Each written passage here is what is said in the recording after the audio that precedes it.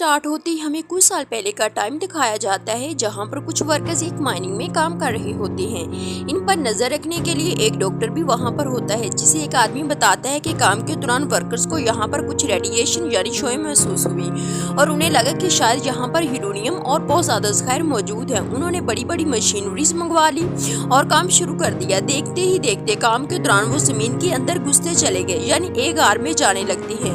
तो डॉक्टर अपनी टीम को लेकर इस केव के अंदर चला जाता है, यानी जमीन के नीचे। तो वहां पर उन्हें एक बहुत बड़े जानवर का स्केलेटन मिलता है, यानी कि ढांचा।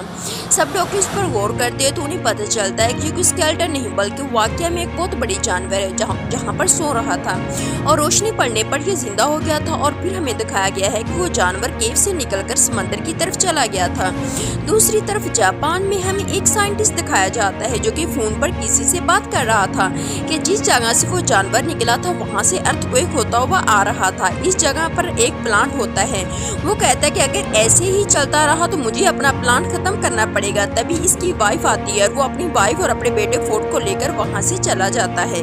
अपनी वाइफ से कहता है कि जो अर्थक्वेक के झटके आ रहे हैं ये मुझे कोई अच्छी बात नहीं लग रही, तब तक मेरे प्लांट के पास मेरे कुछ टीम के साथ रहोगे। हमें वही साइंटिस्ट एक लैब में दिखाया जाता है जो कि पता लगा रहा होता है कि असल में ये अर्थक्वेक के झटके कहाँ से आ रहे हैं, लेकिन इनमें से किसी को कुछ भी पता नहीं चल रहा होता। वो कहता है कि सब मशीनरीज ऑफ कर दी जाए क्योंकि हम नहीं जानते कि झटके किस चीज़ के और कहीं हमें ये नुकसान न पहुंचाएं। इसके साथ वहाँ पर फिर से अर्थक्वेक एक आने लगता है और साइंटिस्ट की वाइफ भी वहाँ पर आ जाती है। वो वहाँ से भागने लगती है। अचानक ब्लास्ट हो जाता है। ब्लास्ट होने की वजह से एक पॉइजनस गैस यानी जहरीली गैस की तरफ बढ़ने लगती है और साइंटिस्ट अपनी वाइफ को बचाने के लिए आगे बढ़ता है, लेकिन तब तक बहुत देर हो चुकी थी और गैस पूरी तरह से इसको अपने कैबिनेट में फैलने लगती थी। इसकी वाइफ से कहते हैं कि दरवाजा बंद कर दो, इससे पहले कि गैस यहाँ तक पहुँचे। और ना चाहते हुए भी साइंटिस्ट को वो दरवाजा बंद करना पड़ता है और इसके बाद वो काफी उदास हो जाता है क्योंकि इसकी वाइफ अंदर रह गई थी। वो इससे कहती है कि हमारे बेटे फोर्ड का ध्यान रखना और इसके साथ रेडिएशन की वजह से वो पूरा का पूरा प्लान तबाह हो जाता है। फोर्ड भी ये सब कुछ अपने स्कूल से देख रहा था। अब हमें 15 साल बाद का वक्त दिखाया जाता है और फौजी बन चुका था और कुछ मंथ की ट्रेनिंग के बाद वो अपने घर वापस आया था। अब वो मैरिड था। इसकी वाइफ को कॉल आती है कि फोर्ड के डैड को पुलिस ने पकड़ लिया है। फोर्ड अपने डैड से नफरत किया करता था क्योंकि वो समझता था कि इसकी मदर की डेथ उनकी वजह से हुई है, लेकिन अपनी वाइफ के कहने पर वो उन्हें मिलने चला जाता है और जाकर अपने फादर को पुलिस से छुड़वा लेता है। फिर वो ना तो घर आते हैं तो इसका फादर उसे कहता है कि बेटा वो एक एक्सीडेंट नहीं था बल्कि इसके पीछे कुछ रेडिएशंस थी और सेम चीज हम अभी भी फेस कर रहे हैं। फिर से वो अभी भी इसलिए अरेस्ट हुआ था क्योंकि वो इस जगह पर गया था जहां पर पुलिस ने जाने से मना किया था। वो बताता है कि मेरे दोस्त ने फ्रीक्वेंसी नोट किया, यानी वहां पर से अजीबोगरीब आवाजें आती हैं, तो मुझे वहां पर जाकर देखना होगा और ये साबित करना होगा कि इस रोज प्लान पर जो ब्लास्ट हुआ वो कोई एक्सीडेंट नहीं था। तो फिर फोर्ड भी अपने फादर के साथ वहां पर जाता है। अब वो लोग नोट करते हैं कि वहां पर कोई जहरीले गैस या रेडिएशन नहीं थी।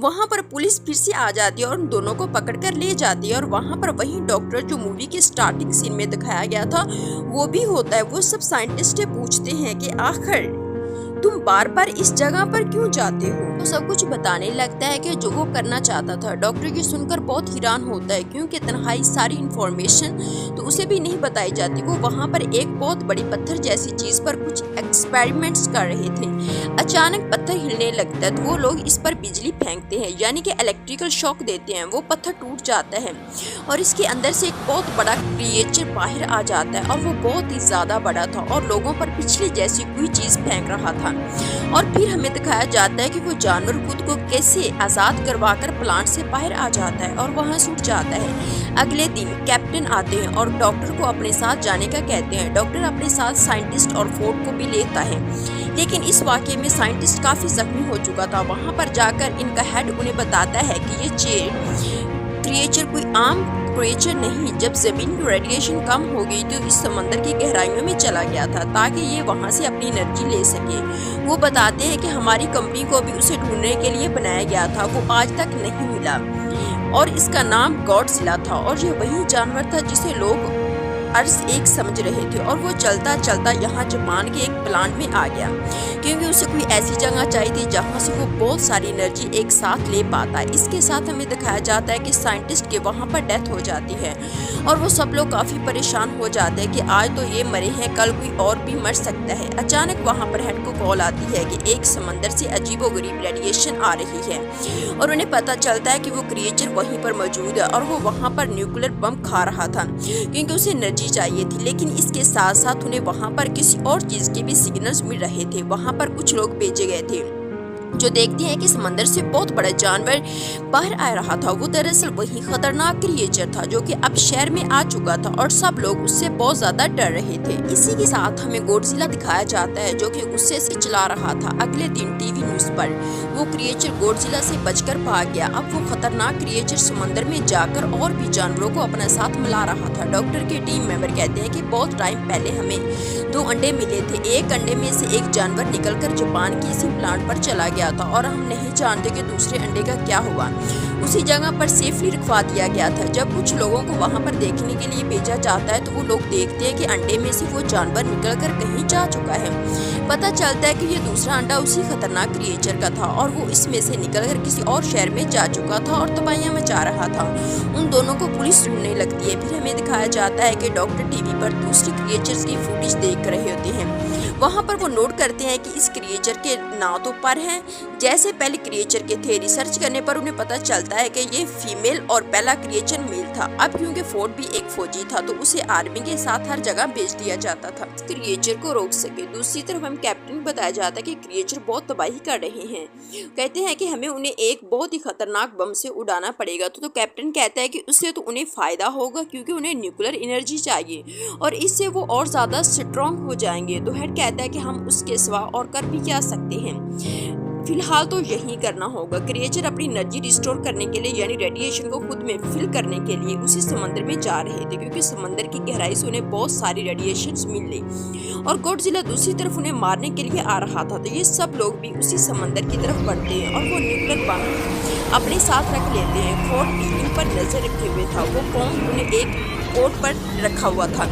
मेल के लिए चुराकर स्पोर्ट पर अटैक कर देता है और वो न्यूक्लियर बम उठाकर ले जाता है। अब वो दोनों क्रिएचर इस बॉम्ब को वहाँ से दूर लेकर चले जाते हैं क्योंकि इनमें वो चीज़ उनको मिल गई थी जिससे उन्हें बहुत सारी एनर्जी मिलने वाली थी। आर्मी का हेड ये प्लान अब पूरी तरह से ज़ाया हो चुका था।